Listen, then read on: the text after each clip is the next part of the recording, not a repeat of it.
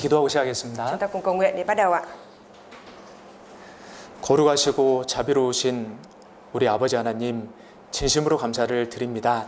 Chúng con thật lòng dâng lời cảm tạ Đức Chúa Trời là Cha của chúng con, là đấng thánh khiết và giàu lòng thương xót. 저희를 창조해 주시고 또 구원해 주셔서 참 인생의 참된 목적을 알고 소망 가운데 살아갈 수 있음에 감사드립니다. Chúa ơi, chúng con thật lòng dâng lời cảm tạ Chúa vì Ngài đã sáng tạo ra chúng con, dẫn dắt cuộc đời của chúng con và ban cho chúng con sự cứu rỗi. 주님 몸된 교회 안에서 말씀으로 또 교제로 또 사랑과 은혜로 저희를 돌보아 주시고 또 양육해 주심도 감사드립니다. Chúng con cũng dâng lời cảm tạ Chúa vì Ngài luôn dưỡng dục và dạy dỗ chúng con ở trong hội thánh Chúa bằng lời của Chúa, bằng ân điển và tình yêu thương của Ngài. 또 지난주 청년 연합 수련회 일정 주님 은혜 가운데 또 도우심 가운데 순적하고 또 안전하게 끝내게 해주심도 감사드립니다. Chúng con cũng xin dâng lời cảm tạ Chúa vì Chúa đã giúp đỡ cho chúng con hội tu dưỡng Liên hiệp Thanh niên vừa qua được diễn ra một cách suôn sẻ và kết thúc một cách tốt đẹp bằng ân điển và sự dẫn dắt của Ngài. 인류의 마지막 때를 살아가고 있는 저희들 늘 마음을 지키며 또 주님 오실 날을 바라보며 힘있게 살아갈 수 있도록 도와주시옵소서. Chúa ơi, nguyện xin Chúa Ngài giúp đỡ cho chúng con là những người đang sống ở trong thời đại cuối cùng của nhân loại này, thì chúng con lại luôn giữ vững tấm lòng của mình hướng đến Chúa và sống hết sức mình vì Chúa. 또 고난과 어려움 때문에 마음이 낭망이 되거나 또 마음이 뺏겨 있는 분들이 있다면 주께서 친히 위로해 주시고 또 믿음으로 인내하고 극복할 수 있도록 도와주시옵소서. Và Chúa ơi, nếu như trong chúng con có những ai đang ở trong khó khăn hoặc khổ nạn thì nguyện xin Chúa Ngài cũng, nếu như mà có ai đang bị cướp mất đi tấm lòng bởi những cái khó khăn khổ nạn đó thì nguyện xin Chúa Ngài cũng an ủi cho các anh chị em đó, ban thêm sức lực, ban cho các anh chị em có thêm đức tin để có thể kiên nhẫn vượt qua. 가장 절망적인 상황에서도 하나님이 저희와 함께 하시며 하나님은 늘 선하시며 인자하신 분임을 잊지 않도록 도와주시옵소서. Chúa ơi, nguyện xin Chúa Ngài giúp đỡ chúng con để ngay cả khi ở trong cái hoàn cảnh tuyệt vọng thì chúng con không quên được rằng Đức Chúa Trời chính là đấng nhân từ, là đấng giàu lòng thương xót và là đấng luôn giúp đỡ chúng con. 저희 모두가 주님께 귀히 쓰임 받다가 다시 오실 주님 앞에 설 수 있도록 도와주시옵소서. Xin Chúa giúp đỡ chúng con để tất cả chúng con ai cũng đều được Đức Chúa Trời sử dụng quý giá và sau đó được gặp Chúa.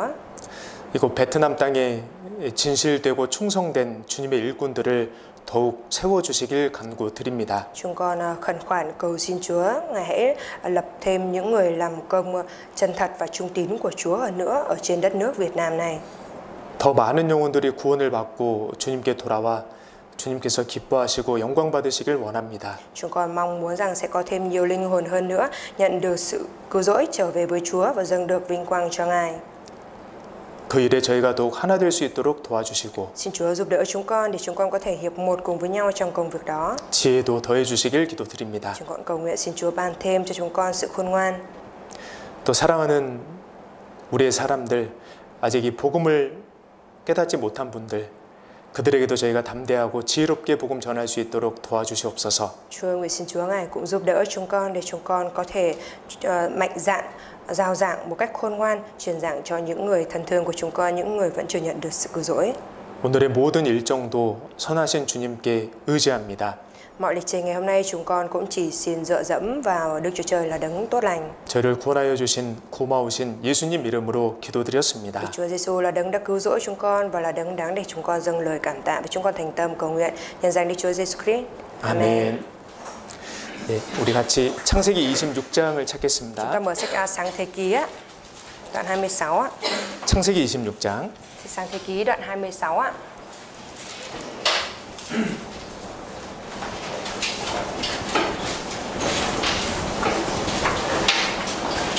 14절, 15절, 16절입니다. Đoạn 26 câu 14, câu 15 và câu 16 양과 소가 떼를 이루고 노복이 심히 많으므로 블레셋 사람이 그를 시기하여 그 아비 아브람 때에 그 아비의 종들이 판 모든 우물을 막고 흙으로 메웠더라. Ông có nhiều bầy chiên, bầy bò và rất nhiều đầy tớ nên bị người Philippines ghen tị. Không 15 nữa. Tất cả những giếng mà trước đây các đầy tớ của Abraham, cha ông đã đào, bây giờ đều bị người Philippines lấy đất bít lại. 16절, 17절은 같이 읽겠습니다. Câu 16 và câu 17 chúng ta cùng đọc với nhau nhé. 아비멜렉이 이삭에게 이르되 내가 우리보다 크게 강성한즉 우리를 떠나가라. 이삭이 그곳을 떠나 그라의 골짜기에 강막을 치고 거기 우거하며. và cư ngụ tại đó. 이때는 이삭과 여기 아비멜렉의 사람들 간에 갈등이 있었을 때입니다. Lúc bấy giờ là lúc mà giữa Isaac và những người Abimelech thì đã có cái sự mâu thuẫn với nhau ạ. 아비멜렉의 사람들이 이삭이 사용하던 우물을 메어버렸어요. Những người Abimelech này thì họ đã lấy đất bít lại những cái giếng mà Isaac đã đào ạ. 이 당시에 물을 얻을 수 있는 유일한 곳이 바로 우물입니다. Và vào thời bấy giờ thì cái nơi duy nhất có thể lấy được nước ở đó chính là giếng ạ. 이때는 수도 시설이 없습니다. Bởi vì vào thời đó thì chưa có cái hệ thống ống nước các thứ ạ. 슈퍼에서 물을 살 수도 없습니다. Và cũng không thể nào mà mua nước ở siêu thị được ạ. 그런데 우물을 막았다라고 하는 것은요. Nhưng mà cái việc mà những người này họ lấy đất bít lại giếng nước có nghĩa là gì ạ? 전쟁을 선포한 것과 마찬가지예요. Nó giống như cái việc là tuyên chiến với nhau đấy ạ. 그러면서 아비멜렉이 이삭에게 이렇게 말을 했습니다. Và sau đó thì Isaac đã nói với Abimelech như thế này. 16절에요. Abimelech vừa nói với Isaac như thế này, câu 16 ạ. 아비멜렉이 이삭에게 이르되 내가 우리보다 크게 강성한즉 우리를 떠나가라. Abimelech nói với Isaac: ngươi hãy rời xa chúng ta vì ngươi đã trở nên quá hùng mạnh so với chúng ta. 예, 실제로 이때 이삭은요 돈도 많고 사람들도 많을 때였어요. Trên thực tế lúc bây giờ là lúc mà Isaac có đông người và cũng có nhiều tiền nữa.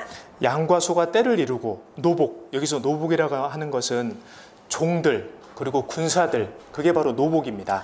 Trong câu 14 có nói ông có nhiều bầy chiên, bầy bò và rất nhiều đầy tớ. Đầy tớ ở đây là bao gồm cả nô lệ cũng như là người lính của ông ạ. 자, 그런데 노복이 그냥 많은 것도 아니고 심이 많다고 했어요. Nhưng mà không phải là chỉ có nhiều đầy tớ đâu ạ, mà ở đây có nói rằng rất nhiều đầy tớ ạ. 그러니까 이삭의 세력이 아비멜렉의 세력보다 훨씬 강한 거예요. Thế nên điều đó có nghĩa là cái thế lực của Isaac là mạnh hơn rất nhiều so với thế lực của người Abimelech ạ. 근데 이 16절, 17절이 좀 이상합니다. Nhưng mà câu 16 và câu 17 thì có điều kỳ lạ ở đây. 이제 아비멜렉이 이삭에게 말하는 거예요. 네가 우리보다 크게 강하니까 가라. Abimelech nói rằng hãy rời xa chúng ta vì ngươi đã trở nên quá hùng mạnh so với chúng ta. 근데 17절에 실제로 이삭이 그곳을 떠났어요. Và trong câu 17 thì trên thực tế là thực sự Isaac đã rời khỏi nơi ấy ạ. 아니 이삭은 지금 자기가 사용하고 있던 우물을 뺏겼습니다. Rõ ràng là bây giờ Isaac đã bị cướp mất cái giếng nước mà mình đang sử dụng ạ. 이삭은 생명의 위협을 당한 거예요. Và cái sự sống của Isaac đang gặp phải nguy hiểm ạ. 그런데 이삭이 힘이 더 세요. 근데 이삭이 떠나요. Mặc dù cái thế lực của Isaac thì mạnh hơn, thế nhưng mà dầu vậy Isaac vẫn lựa chọn bỏ đi ạ. 이 세상은 힘이 강한 사람이 약한 자를 위협하고 Ở trên thế gian này thì những người nào mà có sức mạnh thì uy hiếp những người yếu hơn ạ. 자기 힘을 자랑하잖아요. Tức là khoe khoang, tự hào về cái sức mạnh của mình ạ. 요즘 전 세계적으로 문제가 되는 것이 바로 트럼프 대통령이 관세 협정을 다시 맺겠다 이래가지고 지금 큰일이 났잖아요. Gần đây thì cái vấn đề lớn trên thế giới là gì ạ? Đó là ông tổng thống Donald Trump thì đưa ra cái thuế ra và gây ra cái cuộc khủng loạn trên khắp thế giới, đúng không ạ? 각 나라들뿐만 아니라 회사들도 난리가 났습니다. Không những các quốc gia gặp phải cái cuộc khủng hoảng đó mà kể cả các công ty cũng gặp phải cuộc khủng hoảng ạ. 자, 그런데 트럼프가 그렇게 큰 소리 칠 수 있는 이유가 무엇입니까? Mà cái lý do mà ông Donald Trump có thể lớn tiếng nói đến cái điều đó là gì ạ? 나라가 힘이 세거든요. Đó là bởi vì đất nước Mỹ thì mạnh ạ. 약한 나라에서 관세 협정을 다시 맺겠다라고 큰 소리를 치면 다른 나라들이 그렇게 하시라고 그냥 우리는 거래 안 하겠다고 그냥 그렇게 할 겁니다. Nếu như mà những cái đất nước mà yếu mà tuyên bố rằng là chúng tôi sẽ đánh thuế đất nước của các anh, vậy thì những cái đất nước còn lại họ sẽ bảo vâng, anh cứ làm như vậy đi và vậy thì chúng tôi sẽ không có xuất khẩu cho các anh nữa. 그러니까 미국은 힘이 세니까 트럼프가 그렇게 큰 소리 칠 수 있는 거잖아요. Nhưng mà bởi vì Mỹ ông Donald Trump thì mạnh thế nên là mới có thể lớn tiếng hét lên như thế vậy ạ. 근데 이삭은 지금 크게 강성합니다. 그냥 강성한 게 아니에요. 크게 강성해요. Lúc bấy giờ thì Isaac thì rất là cường mạnh, không phải là chỉ là cường mạnh đâu ạ, mà là rất là cường mạnh ạ. 그러면 이삭이요 힘으로 아비멜렉을 그냥 찍어 누를 수도 있습니다. Như vậy thì Isaac có thể dùng chính sức mạnh đó của mình để đánh lại Abimelech và chiếm hữu lại ạ. 근데 놀랍게도 이삭은 그냥 떠납니다. Nhưng mà một điều bất ngờ đó là Isaac thì cứ chỉ rời bỏ đi ạ. 이삭도 화가 났을 텐데요.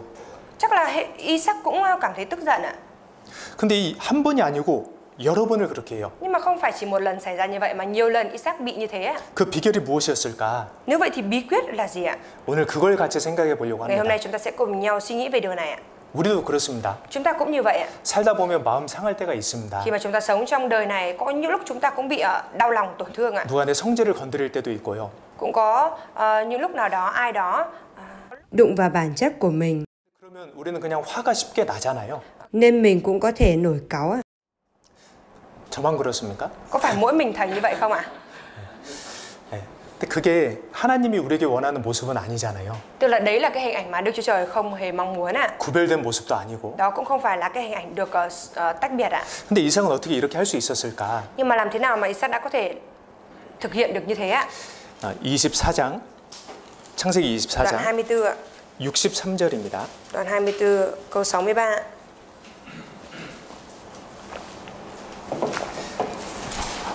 같이 읽겠습니다. Câu 63 chúng ta cùng đọc với nhau nhé. 이삭이 저물 때에 들에 나가 묵상하다가 눈을 들어보매 약대들이 오더라. từ đâu đang đến gần. 화가 나는 상황에서도 야곱이 양보하고 온유하게 그들을 대할 수 있었던 이유는 그 이유 중에 하나는 바로 묵상입니다. Lý do mà trong cái hoàn cảnh mà Isaac có thể nổi cáu rồi tức giận như thế vậy, nhưng mà Isaac vẫn điềm tĩnh rồi chọn lựa cái việc là rời đi như vậy. Lý do đó là bởi vì Isaac suy ngẫm ạ. 오늘은 이 묵상에 대해서 말씀드리려고 그래요. Hôm nay thầy muốn chia sẻ về sự suy ngẫm ạ. 이삭이 이렇게 묵상을 할 때도요 굉장히 바쁠 때였습니다. Cái lúc thời điểm mà Isaac suy ngẫm như thế này cũng là cái thời điểm mà Isaac đang rất bận rộn ạ. 자, 이때는 아브라함이 아주 많이 늙었을 때예요. Lúc bấy giờ là lúc mà Abraham đã rất già rồi. 근데 아브라함에게는 식구들이 많아요. Mà Abraham thì có rất đông con cháu ạ. 가족들뿐만 아니라 군사들이 많아요. Không những là đông con cháu mà quân lính của Abraham cũng đông ạ. 이때로부터 한 몇십 년 전까지 해도요 아브라함에게 318명의 군사가 있었어요. Cách đấy mấy chục năm trước thì Abraham đã có 318 người lính rồi ạ. 그러면 그들의 아내도 있고 자녀들도 있을 거 아닙니까? Vậy thì rõ ràng là chẳng phải là 318 người lính đó cũng có vợ và con cái của mình hay sao ạ? 그럼 최소한 1000명을 잡았을 때 Tính ra ít nhất cũng phải 1.000 người ạ.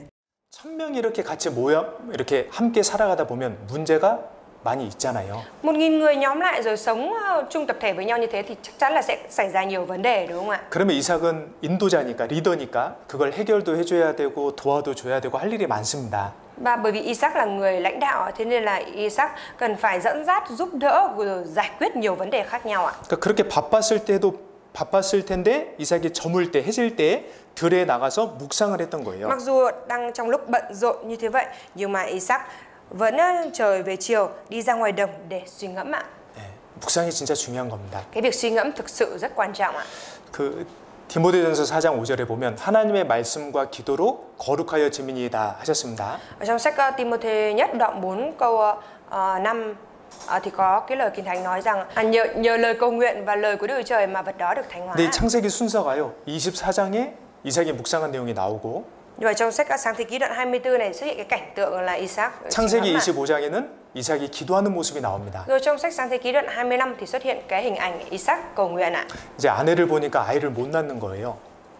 Khi mà Isaac nhìn vào vợ của mình thì thấy là vợ mình mãi không sinh được con. 이 아내의 고통은 남편이 제일 잘 알잖아요. Cái nỗi đau của người vợ thì người chồng là người biết rõ nhất đúng không ạ? 남편의 고통을 아내가 가장 잘 아는 Và 것처럼. cái nỗi đau của người chồng thì người vợ cũng là cái người biết rõ nhất ạ. 그러니까 아내에게 아이가 없으니까 아내를 위해서 기도를 오랫동안 간절하게 해줬습니다. Bởi vì thấy vợ mãi không sinh được con, thế nên Isaac đã cầu nguyện khao khát cho vợ của mình một khoảng thời gian lâu dài ạ. 이삭이 40세에 결혼했는데요. Isaac đã lấy vợ lúc 40 tuổi ạ. 아들을 봤을 때는 60세 때입니다. Rồi Isaac sinh con lúc 60 tuổi ạ. 20년 걸린 거, 20년. Tức là mất 20 năm đấy ạ. 그러니까 정말 오랫동안 이삭이 간절히 기도했던 겁니다. Thế nên là Isaac đã cầu nguyện khao khát trong một khoảng thời gian dài như thế ạ. 아내를 위해서요. Vì vợ của mình ạ. 그러니까 25장에 기도가 나오고 26장에 아까 우리가 봤던 구별된 그런 모습이 나와요. Trong sách Sáng Thế Ký đoạn 25 thì xuất hiện cái hình ảnh Isaac cầu nguyện, và trong sách Sáng Thế Ký đoạn 26 thì xuất hiện cái hình ảnh mà 구별된 모습. Isaac sống một cái cuộc đời biệt riêng, tách biệt ạ. 하나님의 말씀과 기도로 거룩하여 지민이다. Nhờ lời cầu nguyện và lời của Đức Trời mà vật đó được thánh hóa. 우리가 묵상으로 힘을 얻으면요. Khi mà chúng ta nhận được sức lực qua việc suy ngẫm lời của Chúa, 정말 이 세상에서 구별된 모습으로 살 수 thì 있습니다. chúng ta thực sự có thể sống được một cái đời sống biệt riêng với thế gian này ạ. 뭔가 세상 사람들과 다른 거예요. Tức là hình ảnh của chúng ta khác với hình ảnh của những người thế gian ạ. 그리고 우리도 말씀으로 힘을 얻을 수 있고요. Và chúng ta cũng có thể đón được sức lực qua lời của Chúa. 정말 뭔가 다른 거예요. Thực sự là có cái điểm gì đó khác với những người thế gian ạ. 신약에서도 한번 찾아볼게요. Chúng ta cũng mở sách Kinh Thánh Tân Ước nha. 누가복음 10장입니다. Sách Luca đoạn 10 ạ.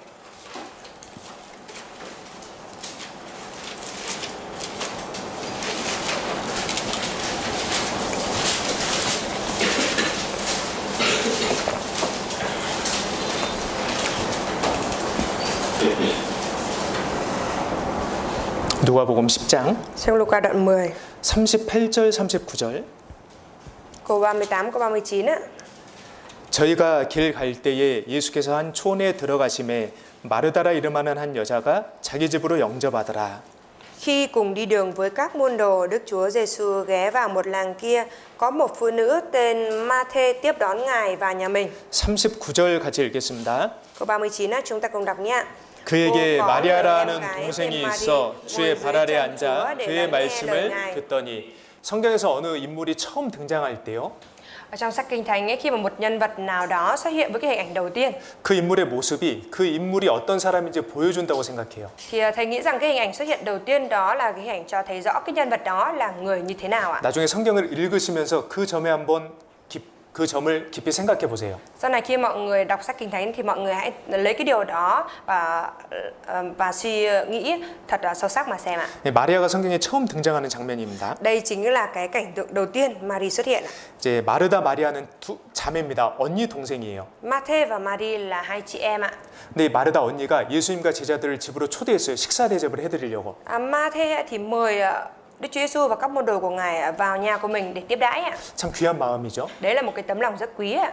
그런데 마리아는 언니를 도와준 게 아니고 Mary không phải là giúp đỡ chị của mình, 주의 발 아래 앉아 그의 말씀을 듣더니. mà Mary ngồi dưới chân Chúa để lắng nghe lời Ngài ạ.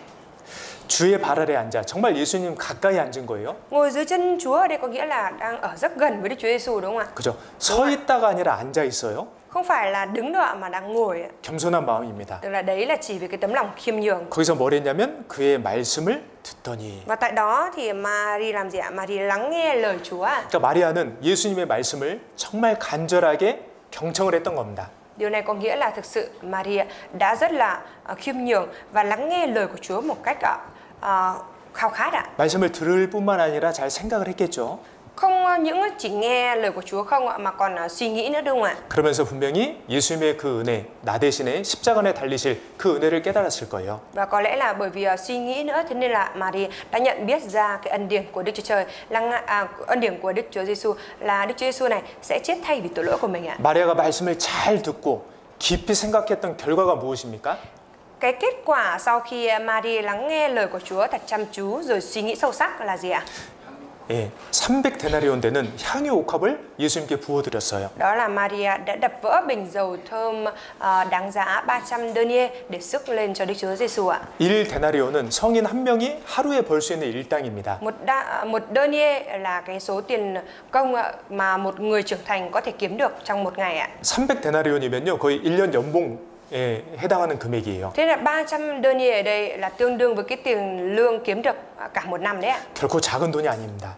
Đây là cái số tiền đó tuyệt đối không phải là số tiền nhỏ. 근데 어떻게 마리아가 그 귀한 것을, 그 비싼 것을 예수님께 부어드렸을까요? Nhưng mà làm thế nào mà Mary lại có thể sức cái bình dầu thơm, đập vỡ cái bình dầu thơm đắt tiền thế vậy để sức lên cho Đức Chúa Giêsu ạ? 주의 발 아래 앉아 그의 말씀을 듣더니. Đó là bởi vì Mary ngồi dưới chân Chúa để lắng nghe lời Ngài ạ. 마리아도 말씀을 잘 들었습니다. Mary cũng đã lắng nghe lời của Chúa tốt ạ. 들은 말씀을 잘 생각했습니다. Và cũng đã suy nghĩ sâu sắc về lời mình đã nghe. 그리고 어떻게 하면 그 말씀에 반응할 수 있을지 생각을 했을 거고. Và có lẽ là Mary cũng suy nghĩ rằng là làm thế nào để mình có thể phản ứng nhỉ? 네. Có thể phản ứng lại với cái lời mà mình đã được nghe. 그리고 행했습니다. Và sau đó thì Mary đã thực hành theo ạ. 마리아도 시작은 말씀을 잘 들은 것부터 시작이 됐던 Nên là 거예요. cái sự bắt đầu của Mary là cũng bắt đầu từ cái việc lắng nghe lời của Chúa thật tốt ạ. 이삭도 묵상을 깊이 했기 때문에 온유하고 정말 양보하는 그런 모습이 나왔잖아요. Bởi vì Isaac đã suy ngẫm, thế nên là Isaac mới có được cái hình ảnh ôn nhu và biết nhượng bộ như vậy ạ. 예, 여러분 묵상은요 선택이 아닌 필수입니다. Thưa mọi người, cái việc suy ngẫm này không phải là cái việc chúng ta chọn lựa hay không, mà cái việc suy ngẫm đó là điều thiết yếu đối với chúng ta. 예, 우리가 구별된 삶을 살아가고 있다라고 스스로 평가를 했을 때 Khi mà chúng ta tự đánh giá là mình có đang sống một cái đời sống biệt riêng hay không, 내가 평가하는 건 그렇게 중요한 게 아니에요. 하나님이 어떻게 보시느냐가 더 중요한 겁니다. thì chúng ta phải biết được rằng cái việc mình tự đánh giá mình không phải là quan trọng, mà Đức Chúa Trời đánh giá mình như thế nào, cái điều đó mới là quan trọng ạ. 나는 신앙생활 잘하고 있고 나는 거룩하게 살고 있다라고 생각할지라도 하나님 기준이 아니라면 아닌 거예요. Cho dù mình có nghĩ rằng mình đang thực hiện đời sống đức tin tốt và mình đang sống một cái cuộc đời thánh khiết như vậy đi chăng nữa, tuy nhiên nó không đạt đến cái tiêu chuẩn của Đức Chúa Trời thì đó không phải đâu ạ. 우리 외국인들이 베트남 할 때 그렇습니다. Khi mà người nước ngoài nói tiếng Việt cũng như thế vậy ạ. 이렇게 나는 베트남어를 잘한다고 생각을 하는데요. Mình thì nghĩ rằng mình nói tiếng Việt giỏi ạ. 이렇게 말을 했는데 상대방이 못 알아듣는 표정을 지을 때가 있어요. Rồi mình nói với đối phương là người Việt, thế nhưng mà có những lúc mình nói mà đối phương lại chẳng nghe hiểu mình nói cái gì. 그럼 전 불안해집니다. Thế thì khi như thế vậy thì thầy sẽ cảm thấy bất an ạ. 말이 잘 안 들어갔나 보다. Chắc là 말이 말이 잘 전해지지 않았나 보다. chắc là mình không có truyền đạt tốt cái lời mình muốn nói. 그러니까 내가 베트남어를 정말 잘한다 그 평가는요 나와 아무 관련 없는 베트남 사람이 진짜 인정해 주는 것, 인정해 주면 진짜 잘하는 거예요. Thế là cái việc mà mình nghĩ rằng mình nói tiếng Việt giỏi cái việc đó nó được công nhận chỉ khi nào mà cái người Việt đó hoàn toàn không có mối quan hệ gì với mình đánh giá mình là anh nói tiếng Việt giỏi thì cái điều đó mới được công nhận ạ. 왜냐하면 우리 가까이 있는 베트남 분들은 위로도 해주고 격려해 주려고 잘한다, 잘한다, 잘합니다 해주거든요. Bởi vì những người Việt xung quanh chúng ta thì luôn luôn an ủi, khích lệ chúng ta rồi nói chúng ta là nói tốt rồi, nói giỏi rồi, thường là hay như thế vậy ạ. 그런 것처럼요 우리의 거룩함도 하나님의 기준에 맞아야 되는 거예요. Giống như vậy, tương tự như vậy thì cái sự thánh khiết, thánh hóa của chúng ta cũng phải đạt đúng cái tiêu chuẩn của Đức Chúa Trời mới được ạ. 레위기 11장입니다. Chúng ta mở sách Lê Vi Ký đoạn 11 ạ. 레위기 11장 Sách Lê Vi Ký đoạn 11 ạ. 3절 Câu 3.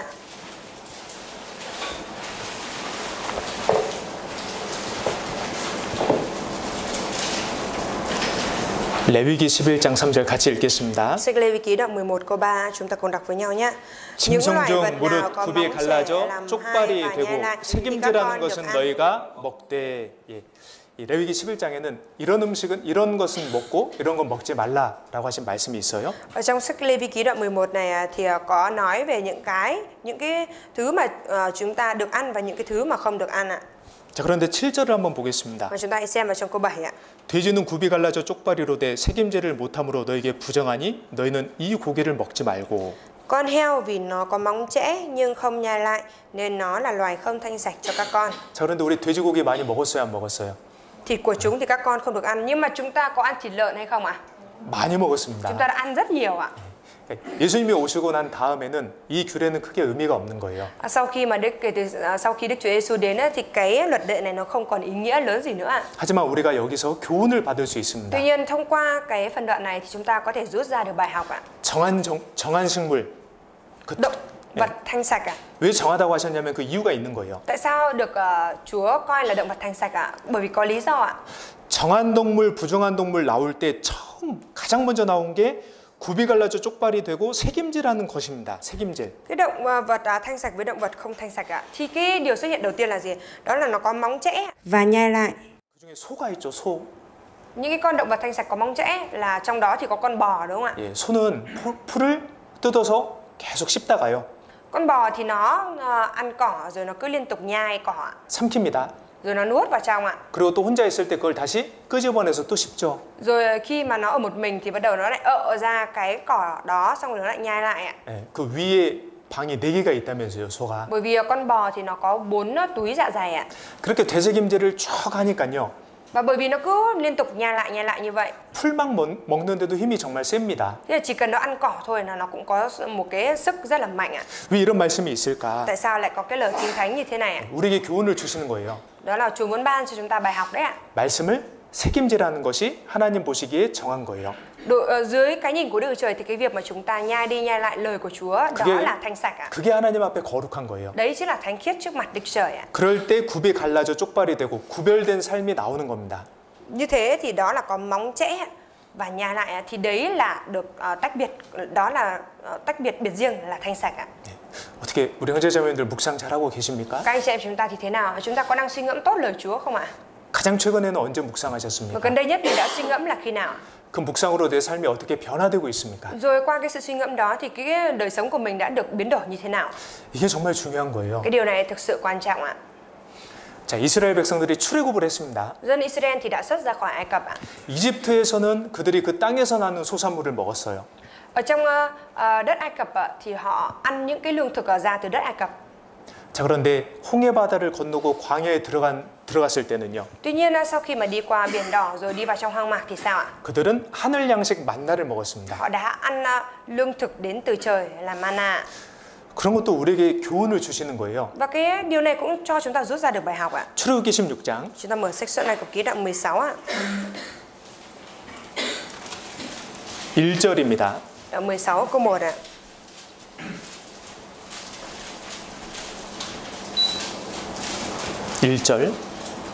Đoạn 16 câu 1 ạ. 이스라엘 자손의 온 회중이 엘림을 떠나 엘림과 시내산 사이 신광야에 이르니 애굽에서 나온 후 제 2월 15일이라. Vào ngày 15 tháng thứ 2 sau khi ra khỏi Ai Cập, cả hội chúng Israel rời Elim để đi vào hoang mạc Sin nằm giữa Elim và Sinai. 여기는 2월 15일인데 6월절 양을 잡은 그날을 이스라엘 사람들이 1월 1일로 잡은 거예요. Ở đây thì có nói là ngày 15 tháng 2. Thế nhưng mà cái ngày mùng 1 tháng 1 là ngày mà dân Israel coi là ngày lễ vượt qua để họ bắt, chiên và giết ạ. 하나님이 그렇게 하라고 하셨어요. Bởi vì Đức Chúa Trời đã nói với họ như thế vậy ạ. 이제 진짜 시작인 거예요. Bởi vì lúc bấy giờ mới là thực sự bắt đầu ạ.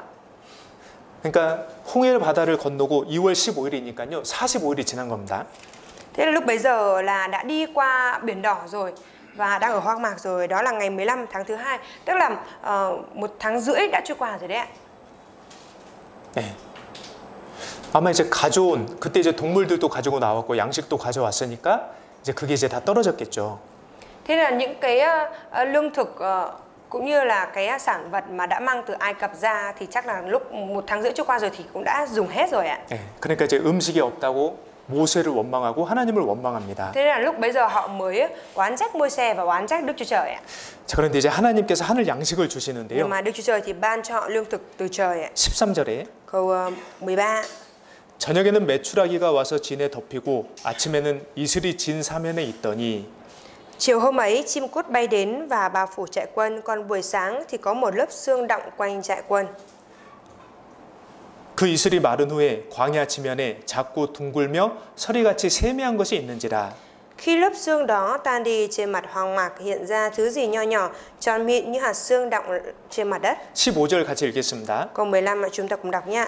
이스라엘 자손이 보고 그것이 무엇인지 알지 못하여 서로 이르되 이것이 무엇이냐 하니 모세가 그들에게 이르되 이는 여호와께서 너희에게 주어 먹게 하신 양식이라. 이는 여호와께서 너희에게 주어 먹게 하신 양식이라. Đó là bánh mà Đức Giê-hô-va ban cho anh em để làm thức ăn ạ. 하나님께서 출애굽한 이스라엘 백성들에게만 주신 특별한 양식입니다. Đây là cái lương thực đặc biệt mà Đức Chúa Trời chỉ ban cho dân Israel sau khi mà dân đó đi ra khỏi Ai Cập. 이게 만나예요. Đấy chính là mana. 광야는 사람 사는 곳이 아닙니다, 원래.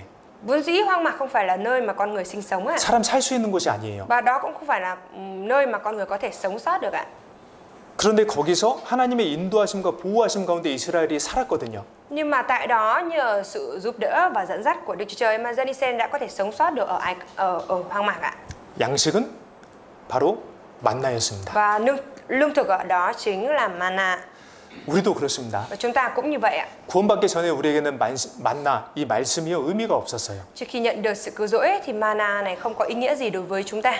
하나님 말씀 들어도 잘 몰랐고요. Dù nghe lời của Đức Chúa Trời đi chăng nữa thì cũng không biết rõ ạ. 읽어도 이해가 안 됐어요. Dù có đọc cũng chẳng hiểu ạ. 구원을 받고 나서는 Nhưng mà sau khi nhận được sự cứu rỗi thì sao ạ? 정말 말씀이 우리에게 힘이 됩니다. Thì thực sự lời của Chúa trở thành sức lực cho chúng ta. 말씀이 우리에게 위로가 됩니다. Lời của Chúa an ủi chúng ta. 말씀이 우리를 책망해 주시고 Rồi lời Chúa cũng của trách chúng ta. 말씀으로 우리를 바른 길로 인도해 주십니다. Rồi lời Chúa dẫn dắt chúng ta đi vào con đường đúng đắn ạ. 하늘 양식 만나예요. Đó chính là lương thực từ trời, mana. 근데 만나는요 그냥 걷어 먹는 게 아니에요. Nhưng mà mana này không phải là cứ chỉ nhặt về cái là ăn được luôn ạ. 걷어와서 빻아서 찧어서 삶아 먹어야 했습니다. Mà sau khi nhặt về rồi thì phải giã và đập ra rồi nấu lên thì mới ăn được ạ. 예, 되새김질하는 것 생각나시죠? Cho mọi người cũng nhớ đến cái việc nhai lại chứ ạ. 예, 말씀을 그냥 읽는 게 아니라 Lời của Chúa không phải cứ chỉ đọc không là được đâu ạ. 그냥 읽고 넘어가는 것이 아니라 Không phải là cứ chỉ đọc cho qua 계속 생각을 하는 거예요. mà phải vừa đọc vừa liên tục suy nghĩ ạ. 계속 말씀을 생각하다 보면 하나님이 우리에게 주시는 교훈이 있습니다. Cứ liên tục suy nghĩ đến lời của Chúa thì Đức Chúa Trời sẽ cho chúng ta rút ra được bài học ạ. 책망이 있습니다. Có lời của Chúa cũng có sự của trách nữa ạ. 그리고 우리에게 실제로 힘이 됩니다. Và trên thực tế nó sẽ trở thành sức lực cho chúng ta. 말씀을 아는 것과 말씀으로 내가 힘을 얻는 건 다른 거예요. Cái việc biết lời của Chúa với cái việc mà mình đón nhận được cái sức lực qua lời của Chúa nó khác nhau đấy nhá. 그냥 말씀만 한번 보고 그냥 넘어가면요. Nếu mà chỉ có xem qua lời của Chúa rồi bỏ qua luôn ạ. 음식에 내가 혀를 대고 맛만 보는 것과 같대요. Thì nó cũng không khác gì như cái việc là cái thức ăn ở đây, nhưng mà mình chỉ có nếm vị xong mình bỏ qua.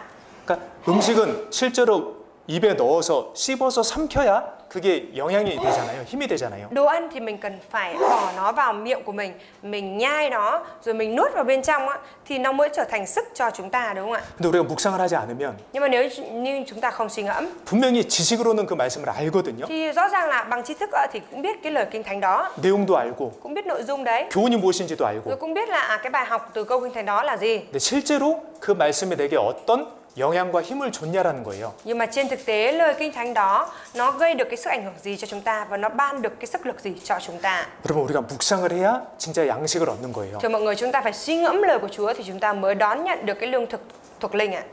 성경에서는 말씀을 양식이라고 합니다. Trong sách kinh thánh thì có nói là lời của Chúa là lương thực ạ. 구원 안 받은 사람에게는 몰라도요. 구원받은 사람에게는 반드시 필요한 거예요. Những người chưa nhận được sự cứu rỗi thì không biết họ như thế nào. Thế nhưng mà đối với người đã nhận được sự cứu rỗi thì lời của Chúa là thực sự cần thiết ạ. 예수님께서 회당장 야이로의 딸을 살려주셨습니다. 죽었는데 살려주셨어요. Chúa Giêsu ngài đã cứu sống con gái của viên đội trưởng nhà hội Giai-ru đấy ạ.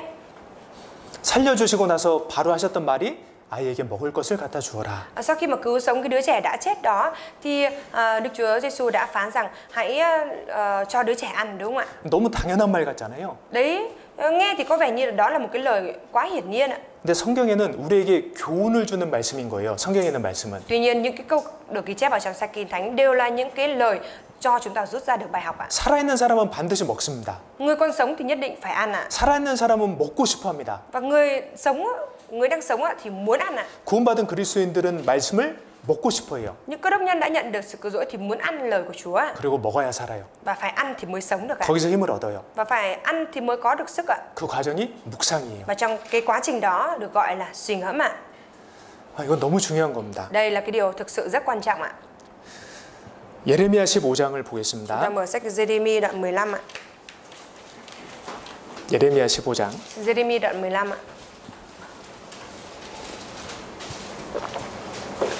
16절. Đoạn 15 câu 16 ạ.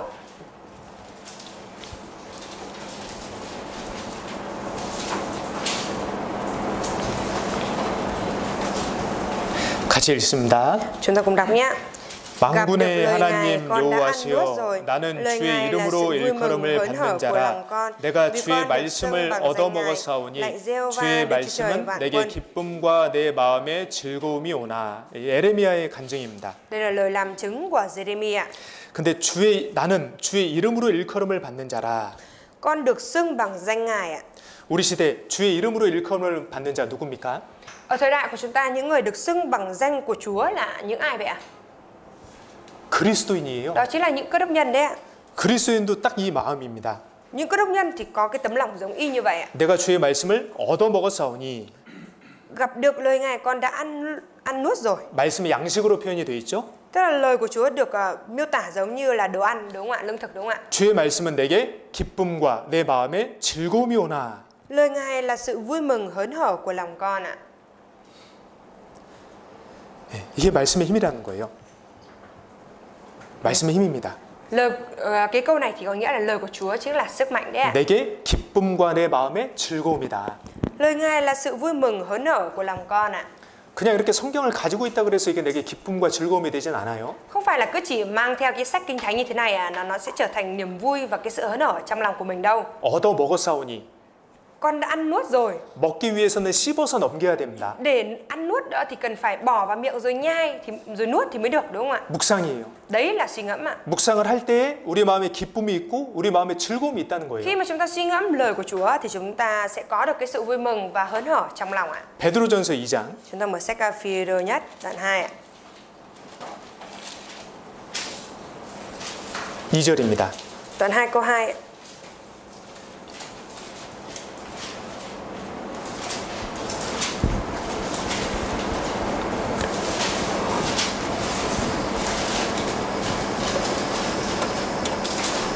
같이 읽습니다. Đoạn 2 câu 2 chúng ta cùng đọc nhé.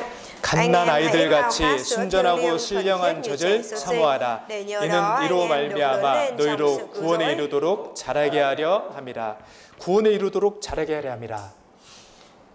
Để nhờ đó anh em được lớn lên trong sự cứu rỗi ạ. 영혼 구원받은 사람이 생활 구원, 그러니까 내 삶이 점점 변해가는 거예요. 구원받은 사람답게 변화되는 거예요. Những người mà đã nhận được sự cứu rỗi linh hồn rồi thì bây giờ cái sự cứu rỗi đời sống là phải có được, tức là gì? Tức là cái hình ảnh đời sống của mình dần dần phải có cái sự biến hóa, sự thay đổi ạ. 그게 구원에 이르도록 자라는 거예요. Đấy chính là lớn lên trong sự cứu rỗi đấy ạ. 근데 이것이 어떻게 되느냐? Nhưng mà làm thế nào để đạt được điều này ạ? 갓난 아이들 같이 순전하고 신령한 젖을 사모하라. Đó là phải khao khát sữa thiêng liêng thuần khiết như trẻ sơ sinh ạ. 하나님의 말씀은 순전합니다. Lời của Chúa thì thuần khiết ạ. 하나님의 말씀은 신령합니다. Và lời của Chúa thì thiêng liêng ạ. 우리가 그 말씀을 되새김질할 때, 묵상할 때에 실제로 성장을 할 수 있다는 거예요. Tức là khi mà chúng ta nhai lại lời của Chúa, tức là chúng ta suy ngẫm lời của Chúa thì chúng ta sẽ có được cái sức lực ạ. 네.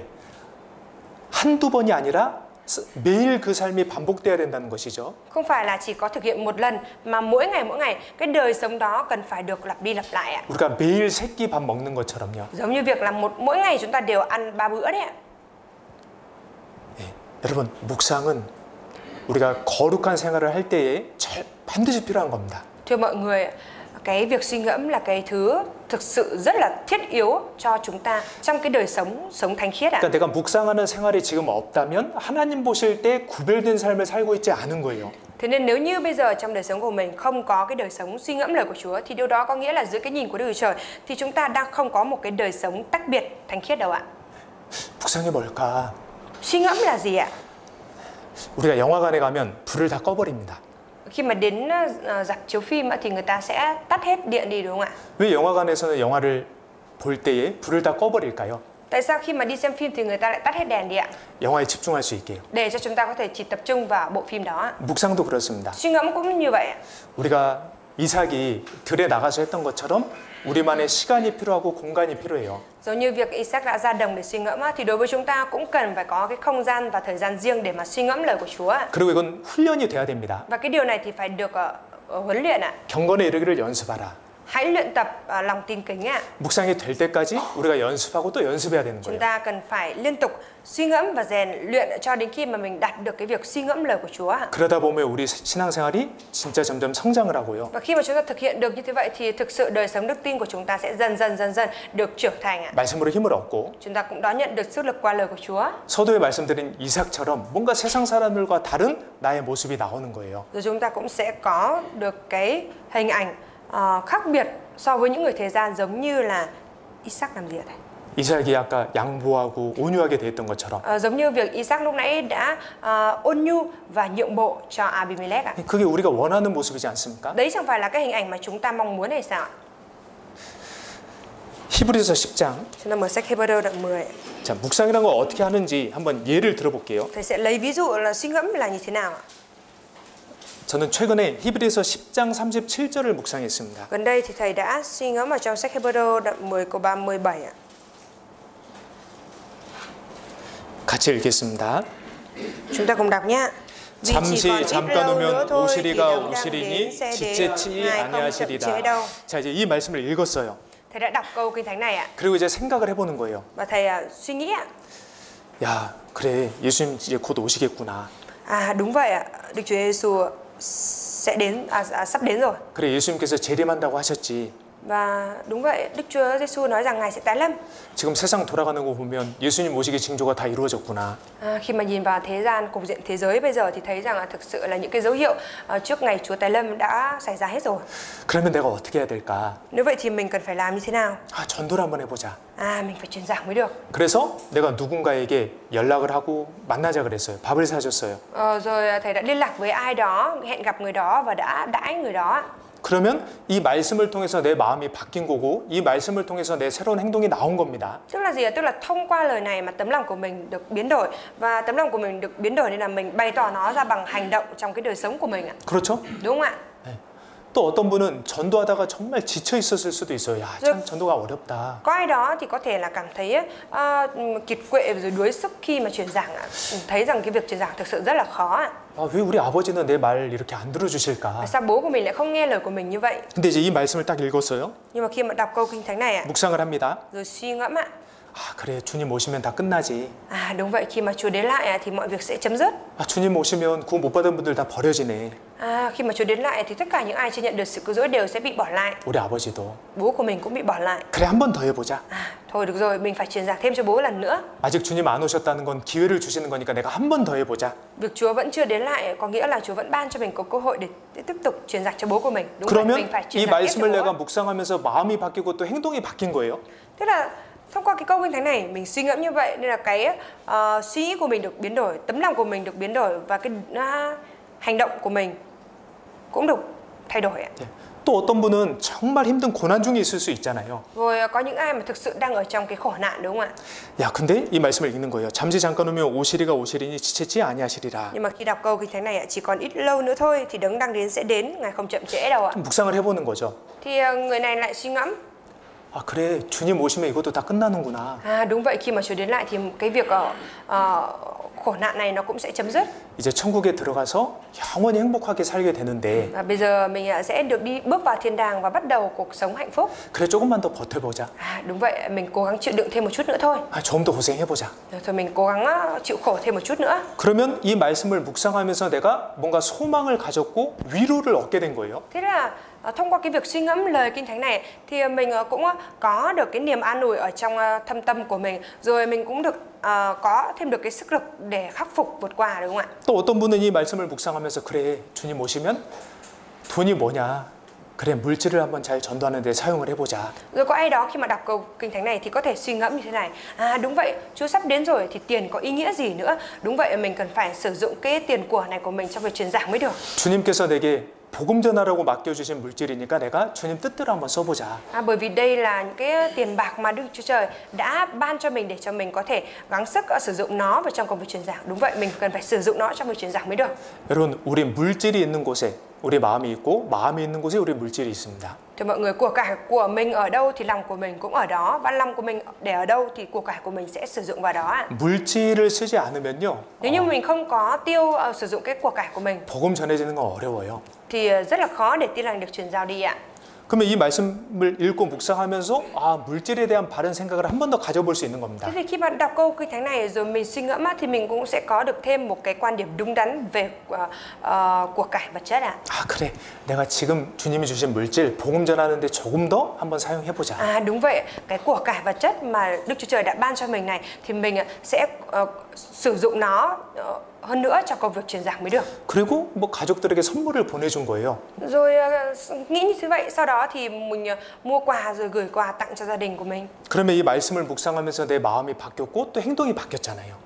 Thế thì thông qua cái lời Kinh Thánh này mình suy ngẫm thì khiến cho cái suy nghĩ của mình được thay đổi và mình cũng bày tỏ cái điều đó ra bằng hành động ạ. 또 어떤 분은 형제자매님들 때문에 그 어떤 마음의 갈등이 있을 수도 있습니다. Rồi có ai đó thì cũng có thể là gặp phải cái sự mâu thuẫn với anh chị em nào đó. 미워하는 마음이 들 수도 있고 Có thể là cũng có tấm lòng cảm thấy ghen ghét ạ. 마음의 상처를 받을 수도 Rồi 있습니다. cũng có thể là bị tổn thương. 근데 이 말씀을 읽으면서 또 묵상하는 거예요. Nhưng mà khi mà đọc câu Kinh Thánh này thì cũng có thể suy ngẫm ạ. 아, 잠시 잠깐 오면 오시리가 오시리니 지체지 아니하시리라. À đúng vậy, chỉ còn ít lâu nữa thôi thì đấng đang đến sẽ đến, Ngài sẽ không chậm trễ đâu. 아, 그래 주님 이제 곧 오시니까 Đúng vậy, Chúa sắp đến rồi. 내가 주님 오시면 천국에서 그분과 영원히 살 거니까 Mà khi mà Chúa đến thì mình sẽ sống cùng với cái người đó cho đến đời đời. 하나님 말씀하신 대로 용서해드리자. Đúng vậy, mình cần phải tha thứ cho người đó giống như lời Chúa đã phán. 사과하자. Thôi, xin lỗi thôi. 그리고 사과를 했다면 또 말씀을 읽고 묵상함으로 내 마음이 바뀌고 삶이 바뀐 거예요. Khi mà xin lỗi như thế vậy thì thông qua cái việc suy ngẫm lời của Chúa như thế này thì cái suy nghĩ của mình cũng được thay đổi, tấm lòng mình được thay đổi và cái đời sống của mình cũng được thay đổi ạ. 그리고 이 말씀을 앞뒤로 이렇게 읽어보시면 결국 믿음을 가져야 된다라는 내용이거든요. 믿음이 있어야 된다. Khi mà đọc cái câu Kinh Thánh này ở phần đầu và phần cuối như thế vậy thì cũng nhận ra được rằng mình cần có đức tin ạ. 우리에게는 이 땅보다 더 나은 주님이 주실 산업이 있고 Bởi vì chúng ta sẽ có cái cơ nghiệp tốt hơn mà Đức Chúa Trời đã chuẩn bị sẵn cho mình khi mà mình rời khỏi đời này ạ. 주님이 이제 곧 오시니까 Bởi vì Chúa sắp đến lại ạ. 낭망하지 말고 침륜에 빠지지 말고 믿음으로 살아가자. Nên là mình đừng có nản lòng và thất vọng nữa mà mình hãy cứ đem theo cái đức tin và sống một cách mạnh mẽ. 네, 그런 맥락입니다. Đấy là cái mạch văn nó như thế vậy ạ. 아 그래 그러네. 내가 담대함을 끝까지 유지하면서 믿음 가운데 살아야 되겠다. Đúng vậy, mình cần phải dạn dĩ giữ vững tấm lòng, đem theo đức tin mà sống mới được. 그러니까 말씀을 묵상하면서 마음이 그렇게 바뀌었다면, 행동이 바뀌었다면 묵상을 잘 한 거예요. Khi mà mình đọc lời của Chúa, mình suy ngẫm, rồi cái việc mà mình suy ngẫm như vậy nó thay đổi tấm lòng của mình, rồi mình thực hiện nó bằng hành động như thế, thì điều đó có nghĩa là mình đã suy ngẫm tốt đấy ạ. 여러분, 묵상은요, 내가 행동하는 것까지 포함하는 겁니다. Suy ngẫm ở đây là bao gồm cả cái việc mà mình thực hiện nó bằng hành động trên thực tế ạ. 내가 이렇게 해야지 하고 끝나는 건 묵상이 아니에요. Chứ không phải suy ngẫm chỉ dừng lại ở cái việc là tôi quyết tâm là mình sẽ làm như thế nào đâu ạ. 우리가 말씀을 배우는 이유는 지식에 채우려고 하는 게 아니에요. Lý do mà chúng ta học lời của Chúa không phải là chỉ để lấp đầy cái tri thức của mình.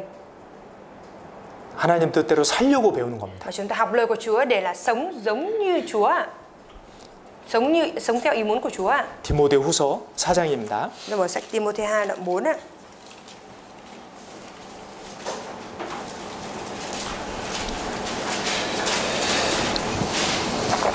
디모데후서 3장 Sách Timôthê 2 đoạn 3 15절부터 17절. từ câu 15 đến câu 17 ạ. 디모데후서 3장 15절부터 17절입니다. Từ Timôthê 2 đoạn 3 từ câu 15 đến câu 17 ạ. 또 내가 어려서부터 성경을 알았나니 성경은 능히 너로 하여금 그리스도 예수 안에 있는 믿음으로 말미암아 구원에 이르는 지혜가 있게 하느니라. Và từ thuở ấu thơ con đã biết Kinh Thánh vốn có thể khiến con khôn ngoan để được cứu bởi đức tin trong Đấng Christ Jesus. 예, 성경 안에는 믿음으로 구원받는 법, 믿음으로 구원받는 지혜가 들어가 있어요. Ở trong sách Kinh Thánh thì có chứa cái cách cũng như là cái sự khôn ngoan để mình có thể nhận được sự cứu rỗi bởi đức tin ạ. 우리도 성경에 기록된 하나님 말씀을 통해서 구원을 받았습니다. Và chúng ta cũng vậy, chúng ta cũng đã thông qua lời của Đức Chúa Trời được ghi chép ở trong sách Kinh Thánh mà đã nhận được sự cứu rỗi ạ. 이 말씀에 기록되어 있는 그 예수님의 죽으심과 부활하심, 그 피의 의미가 나와 무슨 상관이 있는지 배워서 듣고 믿고 구원받았습니다. Chúng ta đã được học về cái ý nghĩa của Đức Chúa Giêsu vì sao lại tuôn ra rồi được ghi chép ở trong sách Kinh Thánh như thế này. Chúng ta được học, được nghe và đã nhận biết và đã đón nhận được sự cứu rỗi ạ. 자, 16절, 17절 같이 읽습니다. câu 16, câu 17 chúng ta cùng đọc nhé. 모든 성경은 하나님의 감동으로 된 것으로 교훈과 책망과 바르게 함과 의로 교육하기에 유익하니 이는 하나님의 사람으로 온전케 하며 모든 선한 일을 행하기에 온전케 하려 함이니라. 예, 성경의 기능, 구원받은 우리를 말씀으로 교훈해 주시고 또 책망해 주세요. Chức năng của sách Kinh Thánh là gì ạ? Đó là để cho chúng ta được cảm thúc, được dạy dỗ và được khiển trách ạ. 마음을 바꿔 주셔요. Sẽ làm cho tấm lòng của chúng ta được biến đổi ạ. 예, 그러면 그 받은 교훈을 가지고 들은 책망을 가지고 내 마음을 바꾸고 삶을 바꾸는 겁니다. Thế nên đem theo cái sự dạy dỗ, khiển trách, sửa trị mà sách Kinh Thánh đem lại cho mình thì mình thay đổi tấm lòng của mình, rồi mình thực hiện nó bằng cái hành động ở trong đời sống ạ. 우리 베트남어에서도 교훈을 제가 얻었습니다. 이번 일로 제가 경험을 쌓았습니다. 하잖아요. rút bài học, rút kinh nghiệm 하잖아요.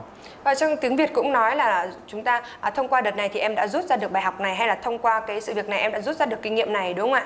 근데 내가 교훈을 받았고 경험을 쌓았으면 다음번에는 안 그래야 되잖아요. Nếu như mình đã rút kinh nghiệm, mình đã rút ra được bài học rồi thì lần sau mình không có được lặp lại cái điều đó nữa. 그러면 내가 더 나은 사람이 되는 거고 성장하는 사람이 되는 Thế thì 겁니다. mình sẽ trở thành một người tốt đẹp hơn và mình sẽ trở thành một người trưởng thành hơn ạ. 마찬가지로 Tương tự như vậy, 하나님의 말씀은 우리에게 교훈을 주셔요. lời của Chúa thì ban lại cho chúng ta cái sự dạy dỗ ạ. 무엇이 바른 길인지 알려주시는 겁니다. Và dạy dỗ cho chúng ta biết được là đâu là cái con đường đúng đắn ạ. 그리고 우리를 책망하셔요. Và lời của Chúa cũng khiển trách chúng ta. 그건 아니야. Cái đó là không phải đâu con. 그 길로 가면 안 되는 Nhưng 거야. mà con đi theo con đường đó là không được đâu. 그건 잘못됐어. Như thế là sai trái rồi. 말씀을 통해 우리가 깨닫잖아요. Tức là thông qua lời của Chúa thì chúng ta nhận biết ra như thế vậy ạ. 네. 그러므로 우리를 교육을 해주시는 겁니다. Và trong lúc như thế thì Chúa sẽ dạy dỗ, rèn luyện chúng ta. 그 결과 우리가 하나님의 사람으로 또 온전케 돼요. Và cái kết quả sau những cái quá trình đó là gì ạ? Để cho chúng ta trở thành người được toàn vẹn và sẵn sàng. 구원을 받았을 때 우리가 거룩한 신분을 얻었다고 말씀드렸어요. 거룩한 신분. Khi mà chúng ta nghe bài giảng nhận được sự cứu rỗi thì chúng ta đã được nghe rằng chúng ta đã nhận được cái thân phận thánh khiết rồi ạ. 네, 하나님의 사람이라는 신분은 얻었어요. Chúng ta đã nhận được cái thân phận là người của Đức Chúa Trời rồi ạ. 근데 아직 상태는 여전히 세상 사람의 모습도 있어요. Nhưng mà cái trạng thái của chúng ta thì vẫn giống như người thế gian ạ. 여전히 우리에겐 죄성이 있어요. Chúng ta vẫn có cái bản tính tội lỗi. 여전히 우리는 세상의 유혹을 받아요. Chúng ta vẫn chịu những cái sự cám dỗ đến từ thế gian ạ. 그렇죠? Đúng không ạ? 네. 어떻게 우리가 하나님의 사람으로 온전케 되냐? Làm thế nào để cho chúng ta có thể trở thành người của Đức Chúa Trời được toàn vẹn và sẵn sàng ạ? 말씀으로요. Đó là nhờ lời của Đức Chúa Trời ạ. 우리가 묵상을 함으로요. Bằng cái việc chúng ta suy ngẫm lời của Chúa ạ. 그리고 하나님의 사람의 온전케 된 만큼 하나님의 일을 행할 때에도 온전하게 됩니다. Và khi mà chúng ta đã được toàn vẹn như là người của Đức Chúa Trời rồi thì 하나님의 일을 행하기에 온전케 돼요. khi mà chúng ta đã được trở thành người của Đức Chúa Trời một cách toàn vẹn rồi thì chúng ta cũng sẽ được sẵn sàng cho mọi việc lành của Đức Chúa Trời ạ. 일은요 어른들이 하는 겁니다. 애들은 일을 못 해요. Thường thì công việc thì là do người lớn làm chứ còn trẻ con thì không làm được việc 그러니까 ạ. 교회 안에서도 어떤 수고와 희생 일을 하는 분들은 신앙이 그래도 어느 정도 성장한 거예요. Thế là ở trong hội thánh cũng vậy ạ. Những người mà đã làm công việc của Chúa vất vả và hy sinh gì đó thì đó là những người mà đã có được một cái mức độ đức tin trưởng thành đến mức nào đó rồi ạ. 집에서도 보면 아이들은 와서 엄마가 해준 밥만 먹습니다. Khi mà về nhà cũng vậy, trẻ con cái thì nó chỉ đến ngồi ăn những cái đồ ăn mà mẹ đã chuẩn bị và nấu cho ạ. 엄마는 그 자녀를 위해서 일을 하고요. Mẹ thì làm việc vì con ạ. 아버지도 자녀를 위해서 밖에서 일을 Rồi 하잖아요. bố cũng vì con mà làm việc ở bên ngoài ạ. 그러니까 성장할수록 하나님의 일을 더 할 수 있는 거예요. Tức là khi mà càng trưởng thành bao nhiêu thì sẽ càng có thể làm được công việc của Đức Chúa Trời bấy nhiêu ạ. 그러니까 이 모든 과정들이 Và mọi quá trình này ạ 예, 묵상을 통해서 우리에게 이루어진다는 거예요. thì chúng ta sẽ đạt được qua cái quá trình suy ngẫm ạ. 그렇게 중요합니다. Thế là cái việc suy ngẫm nó quan trọng như thế vậy đấy ạ. 그러니까 묵상이 없으면 우리 삶에 성장은 없는 거예요. Nếu như không có suy ngẫm thì đời sống đức tin của chúng ta sẽ không được tăng trưởng ạ. 자, 우리 형제자매들 한번 생각해 보세요. Các anh chị em chúng ta hãy nghĩ mà xem ạ. 내가 구원받았을 때 그리고 지금 한번 비교를 해보셔요. Hãy thử so sánh cái hình ảnh của mình lúc mới nhận được sự cứu rỗi so với bây giờ đi ạ. 내가 말하는 것, 생각하는 것, 행동하는 것 얼마나 변했는지 한번 스스로 Rồi 살펴보셔요. cũng hãy tự nhìn nhận lại xem là cái cách ăn nói, hành động của mình ạ, nó đã có cái sự khác biệt gì ạ. 성장이 좀 더뎠다면 내가 묵상에 게을렀다는 겁니다. Nếu như mà cái sự tăng trưởng của mình nó chưa được nhiều ạ thì chúng ta cần phải nghĩ lại xem là có phải là do mình thiếu sự suy ngẫm hay không. 그러니까 참 우리가 이 하나님의 말씀으로 큰 힘과 위로를 얻을 수 있는데요. Thực sự là chúng ta có thể đón nhận được cái sức mạnh lớn cũng như sự an ủi lớn từ lời của Chúa. 우리가 묵상을 등한히 함으로 Nhưng mà bởi vì chúng ta lại quay lưng lại với cái việc suy ngẫm, xem nhẹ cái việc suy ngẫm, 그 큰 힘과 위로와 어떤 용기들을 얻지 못하게 되는 겁니다. thế nên là chúng ta mới không đón nhận được cái sự an ủi lớn hay cái sức mạnh lớn qua việc suy ngẫm đó ạ. 네. 시편 1편 봅니다. Chúng ta mở sách Thi Thiên, 시편 1편 đoạn 1 ạ. Thi Thiên đoạn 1 ạ. 시편 1편 1절 2절. Thi Thiên đoạn 1 câu 1 câu 2 ạ.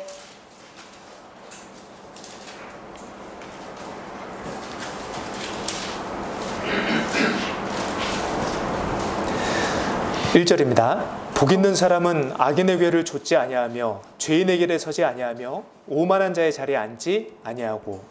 Phước cho người nào chẳng đi theo mưu kế của kẻ ác, chẳng đứng trong đường tội nhân, không ngồi chỗ của kẻ nhạo báng.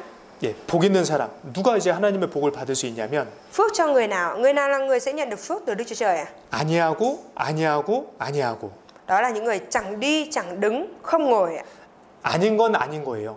Những cái gì không phải ạ thì không được ạ. 잘못된 생각을 쫓아가지 않는 거고. Không có, chẳng đi theo cái mưu kế của kẻ ác này. 예, 잘못된 삶의 방식을 고집하지 않는 거예요. Rồi cũng chẳng cố chấp trong cái lối sống sai trái ạ.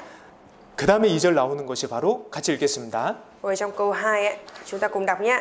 오직 여호와의 율법을 즐거워하여 그 율법을 주야로 묵상하는 자로다. 묵상하는 자에게 하나님의 복이 있다는 겁니다. Đức Chúa Trời nói rằng phước cho những ai mà suy ngẫm lời của Chúa. 여호와의 율법을 즐거워하여. 그리스도인들은 말씀을 즐거워할 수 있어요.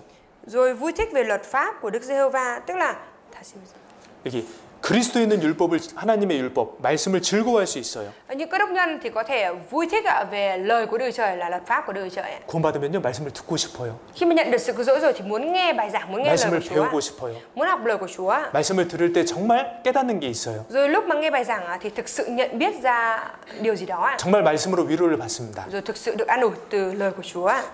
그런데 그 율법을 주야로 묵상하는 자로다. Tuy nhiên là suy ngẫm luật pháp ấy ngày và đêm ạ. 예, 계속 말씀을 되새김질하는 겁니다. Tức là phải liên tục nhai đi nhai lại lời của Chúa. 그러니까 묵상과 암송은 또 연결이 돼 있어요. Nên cái việc suy ngẫm thì nó cũng được kết nối với cái việc đọc thuộc lòng lời của Chúa. 그러겠죠? Đúng không ạ? 암송이 돼야 이게 생각이 나는 겁니다. Tức là phải học thuộc lòng lời của Chúa rồi thì mới có thể nghĩ ra được ạ, mới nhớ ra được ạ. 그리고 암송을 하다 보면 정말 한 단어 한 단어의 그 의미와 교훈을 이렇게 생각해 보게 돼요. Rồi khi mà học thuộc lòng lời của Chúa thì cũng sẽ biết được cái ý nghĩa của từng chữ và cái ý nghĩa được ẩn chứa ở trong câu kinh thánh đó là gì ạ? 주야로 말씀을 묵상하는 자에게 복이 있다. Phước cho những ai suy ngẫm luật pháp của Chúa ngày và đêm ạ. 우리 열왕기상 19장도 보겠습니다. Chúng ta mở sách Các Vua Nhất ạ.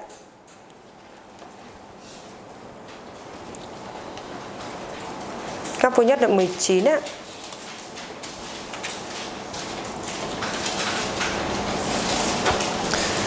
어, 21절 Các Vua Nhất đoạn 19 câu 21 ạ.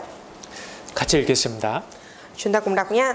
엘리사가 저를 떠나 돌아가서 소 한 겨레를 취하여 잡고 소의 기구를 불살라 그 고기를 삶아 백성에게 주어 먹게 하고 일어나 가서 엘리야를 좇으며 수종 들었더라. 예.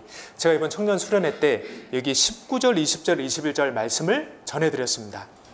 Đợt hội tu dưỡng Liên hiệp Thanh niên vừa qua thì thầy đã chia sẻ nội dung bài giảng có câu kinh thánh gốc là từ câu 19 đến câu 21 ở trong phân đoạn này ạ. 네, 저도 똑같은 거예요. 제가 묵상을 한 것을 하나님께서 이렇게 깨닫게 해주신 걸 전해드리는 거예요. Thầy cũng giống như vậy thôi ạ, tức là thầy đọc về cái phân đoạn này rồi suy ngẫm, rồi cũng chia sẻ về những cái điều mà thầy đã suy ngẫm được cũng như là những cái điều mà Đức Chúa Trời đã cho thầy nhận biết ra khi suy ngẫm phân đoạn này ạ. 네, 이 말씀을 왜 여기 기록해 두셨을까? Tại sao Chúa lại ghi chép cái lời kinh thánh này vào đây? 이 말씀으로 지금 나에게 어떤 교훈을 주시는 걸까? Rồi Chúa muốn cho mình rút ra bài học gì thông qua cái lời kinh thánh này? 뭐 예를 들면 Ví dụ ạ, 이제 엘리야가 엘리사를 불렀습니다. 하나님의 일을 하자고 불렀어요. Eli thì đã kêu gọi Elise để cùng làm công việc của Đức Chúa Trời ạ. 근데 엘리사가요, 자기가 이렇게 데리고 있던 소 두 마리, 그 소 두 마리를 결의시켜서 밭을 갈고 있었는데 그 소 두 마리를 잡아서 백성들에게 고기를 삶아줬어요. Nhưng mà lúc bấy giờ thì Elise thì đang cày ruộng, có 12 đôi bò đang kéo cày và Elise khi mà được Eli kêu gọi thì đã cầm đôi thứ 12 mà mình đang cầm đó để giết đi và chiêu đãi mọi người dân ạ. 그럼 또 생각을 해보는 거죠. 왜 고기를 삶아줬다라는 게 여기 기록이 돼 있을까? Rồi còn nấu thịt đãi mọi người nữa. Vậy thì cũng khiến mình phải suy nghĩ rằng vậy thì tại sao lại phải nấu thịt lên rồi mới đãi ạ? 그냥 고기를 잘라서 고기만 줘도 되잖아요. Chỉ cần giết bò, xẻ nó ra rồi chia cho mọi người là được mà, đúng không ạ?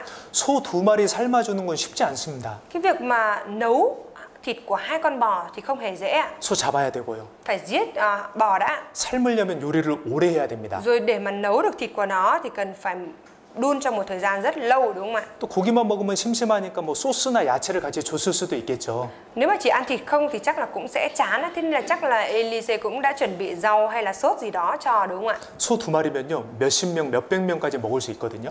Bởi vì thịt của 2 con bò nên là phải mấy chục người hay là mấy trăm người cũng có thể ăn được ạ. 자, 이걸 보면서 배우는 거죠. 야, 엘리사는 참 평소에도 사람들에게 잘 베푸는 사람이었구나. Thế là thông qua cái điều này thì thầy cũng có thể rút ra được cái suy ngẫm như thế này. Thực sự là ngày thường Elise cũng là một người rất là biết cho đi hay ban tặng ạ. 그리고 상대방의 입장을 생각했구나. 상대방이 그냥 와서 편하게 먹을 수 있도록 준비를 해줬구나. Rồi hóa ra là Elise cũng luôn nghĩ đến cho đối phương, chuẩn bị hết mọi thứ để cho đối phương khi đến thì chỉ cần có thể dùng bữa luôn một cách thoải mái ạ. 딱 그러네. 하나님을 사랑하는 것은 이웃 사랑하는 것과 연결이 돼 있으니까요. Đúng vậy. Việc mà yêu mến Đức Chúa Trời được kết nối với cái việc mà yêu mến người lân cận của mình. 야, 나도 내 주변에 있는 사람들에게 더 좀 베풀어야 되겠다. Đúng vậy, mình cũng cần phải ban tặng cho những cái người xung quanh của mình hơn nữa. 그래야 하나님 사랑을 전할 수 있으니까요. Và như vậy thì mới có thể truyền giao tình yêu thương của Đức Chúa Trời cho người ta được ạ. 그래서 이 말씀을 읽고 묵상하고 정말 작은 선물이라도 주변 사람들에게 줬다면 묵상을 잘한 겁니다. Khi mà mình đọc cái câu kinh thánh này rồi mình suy ngẫm, rồi mình mua một cái món quà nhỏ để tặng cho những cái đối tượng mình muốn truyền giảng thì đó cũng là cái việc mà mình đã suy ngẫm tốt rồi đấy ạ. 여러분 기억하십시오. Mọi người hãy ghi nhớ điều này ạ. 다른 사람들의 말은 생각하고 생각해도 별로 내게 유익이 없어요. Lời của người khác dù mình có nhớ rồi mình có nghĩ đến đâu đi chăng nữa thì nó cũng không có giúp ích gì cho mình.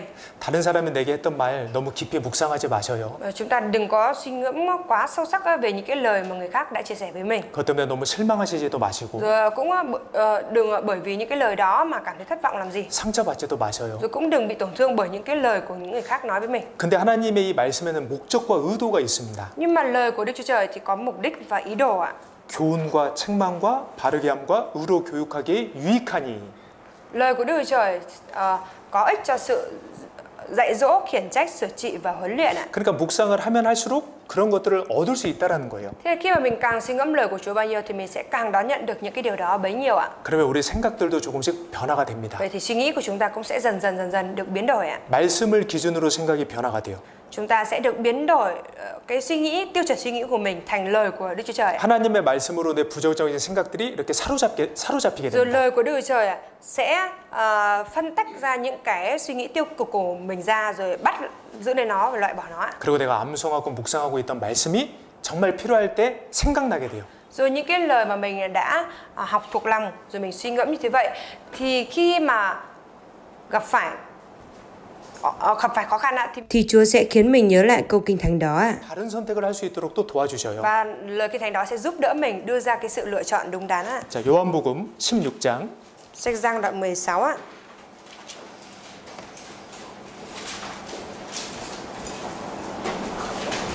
요한복음 16장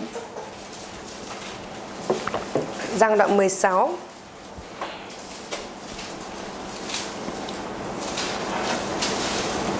13절입니다. đoạn 16 câu 13.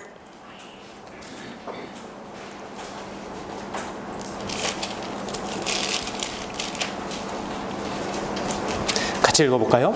Câu 13 chúng ta cùng đọc nhé. Khi 그러나 thần chân lý 진리의 đến, 성령이 Ngài sẽ dẫn các 오시면 con 그가 vào mọi 너희를 chân lý, 모든 nhưng 진리 Ngài không tự 가운데로 mình nói, nhưng sẽ 인도하시리니 nói những gì 그가 mình nghe 자유로 và công 말하지 bố cho 않고 các con những 오직 gì 듣는 sẽ 것을 đến. 말하시며 장래일을 너희에게 알리시리라. 자, 진리의 성령이 오시면 Khi thần chân lý đến 우리가 구원받을 때 진리의 성령님께서 우리 안에 들어오십니다. khi chúng ta nhận được sự cứu rỗi thì Đức Thánh Linh là thần chân lý đã đi vào trong chúng ta.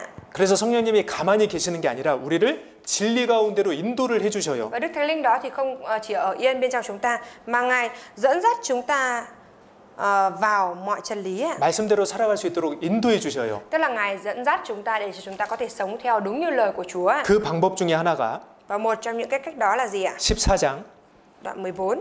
26절입니다. 요한복음 14장 26절. Đoạn 14 câu 26 ạ.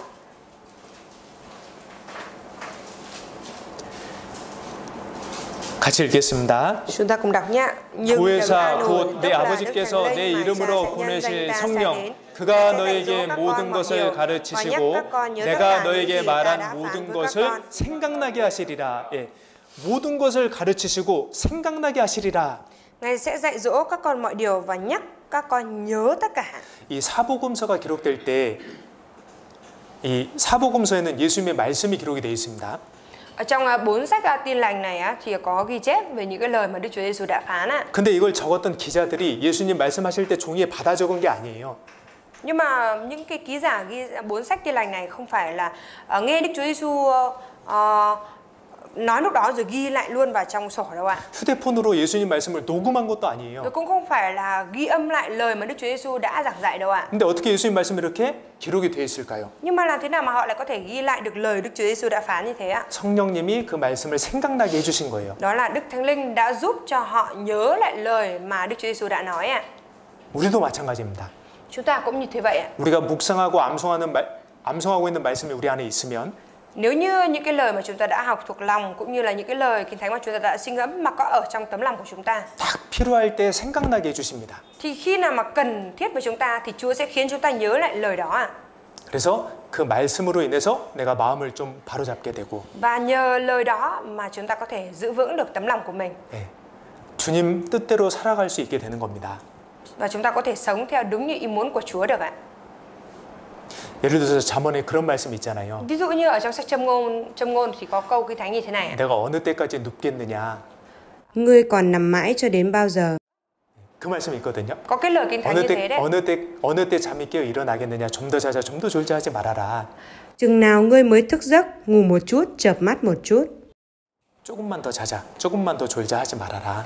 Đừng có ngủ thêm chút nữa hay là nằm thêm chút nữa. 그 말씀을 묵상하고 암송한 사람은요, 딱 아침에 조금 더 자야지 할 때 그 말씀이 생각난다니까요. Thì những ai mà đã đọc câu Kinh Thánh đó, suy ngẫm về câu Kinh Thánh đó rồi á, thì buổi sáng khi mà thức dậy lại bản thân là muốn thôi nằm thêm chút nữa, ngủ thêm chút nữa thì sẽ nhớ ra câu Kinh Thánh đó ạ. 아 그래, 내가 빨리 일어나서 할 일을 해야지. 딱 đúng vậy. 생각나게 해주십니다. Tức là Chúa sẽ khiến cho nhớ lại câu Kinh Thánh đó và khiến cho mình phải nghĩ rằng đúng vậy, mình cần phải dậy nhanh, thức dậy nhanh để mình làm những cái việc mình cần làm. 또 내가 정말 두려워하는 상황을 만났을 때에 Rồi khi mà mình gặp phải cái hoàn cảnh thực sự rất là lo sợ ạ, 걱정이 너무 많이 되는 거예요. thì mình rất là lo lắng, 긴장도 되고 rồi cũng cảm thấy căng thẳng. 지금 내가 맞이해야 될 그 상황이 너무 두려운 거예요. Và mình cảm thấy rất sợ hãi với cái hoàn cảnh mình sắp đối diện ạ. 근데 내가 이사야 41장 10절 말씀을 암송하고 묵상하고 있으면요, 딱 생각나게 해주셔요. Nhưng mà nếu như mà mình học thuộc lòng được cái câu Kinh Thánh ở trong sách Ê-sai đoạn bao nhiêu câu bao nhiêu? 41장 10절. Đoạn là 41 câu 10 ạ. Mình đã học thuộc được câu Kinh Thánh đó thì trong cái hoàn cảnh đấy Chúa sẽ khiến cho mình nhớ ra. 두려워 말라, 내가 너와 함께함이니라. Đừng sợ vì ta ở với con ạ. 야, 주님이 나와 함께 진짜 하시는구나. Thực sự Chúa ở cùng với mình. 진짜 내 상황을 아시고 이 말씀을 떠올리게 해주셨구나. 감사하게 된다니까요. Thực sự là Chúa biết cái hoàn cảnh mình sắp phải gặp tới nên là Chúa đã khiến cho mình nhớ lại lời Kinh Thánh này và khiến cho mình cảm thấy cảm tạ Chúa ạ. 그 두려운 상황에서 그 말씀이 딱 떠올랐을 때 얼마나 감사가 되겠습니까? Trong cái hoàn cảnh đang lo sợ, sợ hãi như thế vậy mà Chúa khiến cho nhớ lại lời Kinh Thánh đó thì cảm tạ biết bao ạ. 그래서 꼭 말씀하는 묵상하는 시간을 가지셔야 돼요. Thì chúng ta nhất định cần phải dành cái thời gian để suy ngẫm lời của Chúa ạ. 사도행전 Mở sách Công vụ các sứ đồ ạ. 18장입니다. Đoạn 18 ạ. 사도행전 18장 Công vụ các sứ đồ đoạn 18 ạ.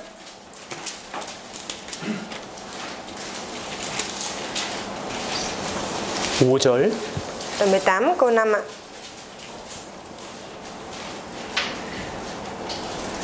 같이 읽겠습니다. Câu 5 ạ, chúng ta cùng đọc nhé. 실라와 디모데가 마게도냐로서 내려오매 바울이 하나님의 말씀에 붙잡혀 유대인들에게 예수는 그리스도라 밝히 증거하니. 예. 이 사도 바울께서 하나님 말씀에 딱 붙잡히셨어요. Sứ đồ Phaolô thì đã luôn được bắt giữ bởi lời của Chúa ạ. 그러니까 하나님 말씀을 정말 가까이 하시고 묵상하고 암송을 많이 했던 겁니다. Nghĩa là sứ đồ Phaolô luôn luôn gần gũi với lời của Đức Trời, đọc lời của Chúa, suy ngẫm lời của Chúa và học thuộc lòng ạ. 그러니까 그 말씀에 붙잡혀서 말씀의 힘으로 예수님을 당당하게 밝히 증거할 수 있었어요. Bởi vì nắm chặt vào lời của Đức Chúa Trời thế nên mới có thể dạn dĩ mà rao giảng tỏ tường lời của Đức Chúa Trời. 요즘 우리는 무엇에 붙잡혀 있습니까? Gần đây thì chúng ta đang bị bắt giữ bởi cái gì ạ? 내가 자주 하는 생각은 무엇이며 Những cái suy nghĩ mình hay nghĩ tới là gì ạ? 나는 어떤 것에 따라 요즘 움직이고 있습니까? Rồi gần đây thì mình đang di chuyển bởi cái điều gì ạ? 네. 우리는요 말씀에 붙잡혀야 되는 사람들이에요. Chúng ta là những người cần phải được bắt giữ bởi lời của Chúa ạ. 왜냐하면 하나님께서 우리를 통해서 이 땅에서 하나님의 일을 이루고 싶어 하십니다. Bởi vì Đức Chúa Trời Ngài muốn hoàn tất cái ý muốn của Ngài thông qua chúng ta ở trên đất này ạ. 우리를 위해서요. Vì chúng ta đấy ạ.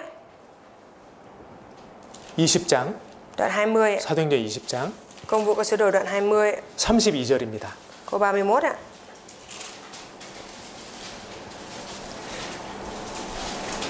같이 읽겠습니다. Chúng ta cùng đọc nhé. 지금 내가 너희를 주와 및 그 은혜의 말씀께 부탁하노니 그 말씀이 너희를 능히 든든히 세우사 거룩게 하심을 입은 모든 자 가운데 기업이 있게 하시리라. 주와 및 그 은혜의 말씀께 부탁하노니. Câu bao nhiêu thầy? 32절이요. Câu 32 ấy mọi người. Bây giờ tôi giao phó cho anh em Đức Chúa Trời và cho đạo ân điển của Ngài là đạo có thể xây dựng và ban cơ nghiệp cho anh em cùng với tất cả những người được thánh hóa. 예, 말씀이 우리를 든든히 세워줍니다. Lời của Chúa thì xây dựng chúng ta vững chắc ạ. 우리 마음과 우리 삶을 바르게 세워줘요. Lời của Chúa xây dựng cái tấm lòng và đời sống của chúng ta trở 그로 nên 인해서 đúng đắn ạ. 기업이 있게 하시리라. 더 많은 영광과 상급을 받도록 해주십니다. Và ban cơ nghiệp cho chúng ta, tức là ban thêm chúng ta vinh quang và phần thưởng hơn nữa đấy ạ. 말씀에 붙잡히면 말씀대로도 힘껏 살 수 있잖아요. Khi mà chúng ta được bắt giữ bởi lời của Đức Chúa Trời thì chúng ta sẽ càng có thể sống một cách mạnh mẽ theo lời của Chúa. 그러면 그만큼 더 많은 상급과 영광을 받는 거지 Thì 않습니까? chúng ta sẽ càng nhận được cái phần thưởng và vinh quang bấy nhiêu ạ. 그래서 우리가 정말 주야로 잘 묵상을 해야 되겠습니다. Thực sự là chúng ta cần phải suy ngẫm lời của Chúa ngày và đêm ạ. 예, 특히 아침이 좋습니다. Đặc biệt là vào buổi sáng thì tốt ạ. 아침에 딱 일어났을 때 Buổi sáng lúc mà mình thức dậy ạ, 기도하고 mình cầu nguyện. 지금 이제 성경 이렇게 올리시는 분들 되게 많아졌습니다. 우리 교회도. Bây giờ thì thầy thấy rằng ở trong hội thánh của chúng ta thì cũng có nhiều anh chị em đã bắt đầu đăng những cái câu kinh thánh lên vào buổi sáng ạ. 예, 적은 말씀은 내 마음에 와닿고 좋았기 때문에 적어서 올리는 거잖아요. Bởi vì đọc kinh thánh như vậy rồi thấy những cái câu nào mà mình thích và mình thấm vào trong tấm lòng thì viết lại rồi đăng lên như thế ạ. 그러면 이렇게 시간 날 때라든지 그럴 때 계속 내가 생각을 해보는 거예요. 되새김질 해보는 거예요. Thế thì khi mà mình có thời gian này mình có thể đọc lại và mình ngẫm nghĩ lại cái lời đó. 그러면 그 말씀에서 나오는 그 참맛을 우리가 알 수 있습니다. Và chính bản thân chúng ta sẽ có thể nếm được cái vị thật, vị chân thật của lời kinh thánh đó. 내게 주시는 교훈을요. Những cái bài học mà Chúa muốn ban cho mình qua cái lời kinh thánh đó. 예, 그리고 한 번 더 마지막으로 말씀드리겠지만 묵상은 행하는 것까지 하는 겁니다. Và thầy nhắc lại thêm một lần nữa, đó là gì ạ? Đó là việc suy ngẫm là phải kết thúc bằng cái việc hành động nhé. 예, 행동하는 것까지. Phải đạt đến cả cái việc hành động nữa ạ. 그러면 우리도요 하나님 말씀 안에서 더 큰 은혜를 누릴 수 Thế 있습니다. thì chúng ta sẽ càng có thể hưởng thụ hơn nữa những cái ân điển to lớn trong lời của Chúa. 기도하고 Chúng ta 마치겠습니다. cùng cầu nguyện và kết thúc ạ. 하나님 아버지 오늘 묵상에 대해서 같이 배워보았습니다. Đức Chúa Trời Cha của chúng con ơi, ngày hôm nay chúng con đã cùng nhau học về việc suy ngẫm. 저희가 이 말씀 하나님 정말 크게 여기며 살아가길 원합니다. Chúa ơi, chúng con thực sự mong muốn rằng chúng con có thể sống một đời sống coi lời của Đức Chúa Trời là to lớn và sống theo như lời của Ngài. 묵상을 통해서 저희가 더욱 변화되고 성장할 수 있도록 도와주시옵소서. Chúa giúp đỡ chúng con để thông qua việc suy ngẫm lời của Chúa mà chúng con sẽ được biến đổi cũng như được trưởng thành hơn nữa. 그래서 저희 모두가 주님의 일을 힘껏 하다가 주님 배울 수 있도록 축복해 주시옵소서. Nguyện xin Chúa ngài chúc phước cho chúng con để tất cả cho chúng con ai nấy trong lúc đều đang được hết sức mình sống vì Chúa, được sử dụng từ Chúa và được gặp Chúa. 고마우신 예수님 이름으로 기도드렸습니다. Đức Chúa Giêsu là đấng đã cứu rỗi chúng con và là đấng đáng để chúng con dâng lời cảm tạ. Chúng con thành tâm cầu nguyện nhân danh Đức Chúa Giêsu Christ. 아멘. Amen.